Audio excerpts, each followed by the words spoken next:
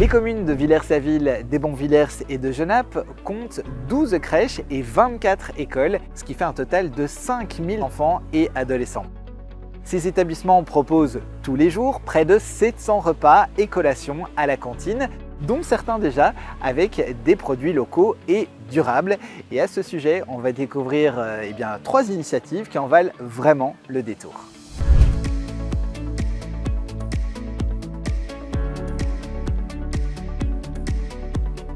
Pour les élèves de 5e et de 6e primaire, beaucoup encore ne connaissent pas les vieux légumes ou certains fruits, donc c'est important d'aller au bout des choses au niveau de la sensibilisation. Nous avions constaté qu'on pouvait être encore plus pro au niveau du circuit court et des produits de saison. On s'est dit pourquoi pas essayer de changer un petit peu la donne, et on s'est rendu compte qu'on pouvait faire beaucoup mieux avec ce qu'on avait. Donc on a retravaillé les critères du cahier des charges de l'alimentation dans nos écoles et dans nos crèches pour valoriser les circuits courts et les fruits et légumes de saison. On voit une augmentation des repas au niveau des enfants dans nos écoles et dans nos crèches. Ça se fait très facilement et on est content d'avoir une qualité aussi bonne à donner à manger aux enfants. Depuis quelques années, l'école Saint-Nicolas à Sardanaville propose un potage comme collation tous les mercredis à 10 h. C'est une initiative qui a été lancée à la base par des parents et des professeurs de l'école. C'est assez facile à mettre en place et c'est accessible financièrement.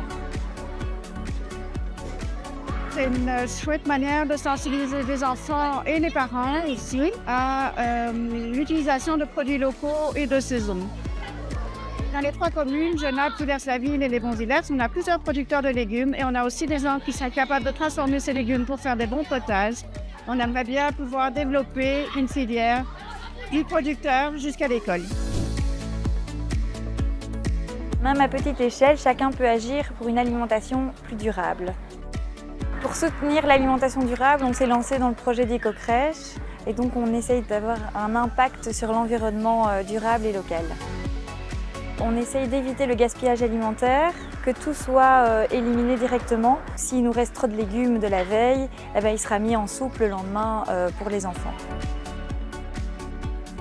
Ici, on travaille avec le projet durable et local et donc on travaille avec la ferme aux légumes qui est située à 2 pas de chez nous. Et donc on va chercher une fois par semaine tous nos fruits et légumes. Vous le voyez, proposer une alimentation locale, durable et de qualité, c'est essentiel, ça nous concerne tous et en plus de ça, c'est bien plus accessible qu'on ne le pense. Et la bonne nouvelle, c'est que le GAL Pays des 4 Bras est aussi là pour accompagner les crèches et les écoles. Donc si vous travaillez dans l'un de ces établissements, allez vous renseigner sur le site paysdes4bras.be et si vous êtes parent, parlez-en tout simplement autour de vous.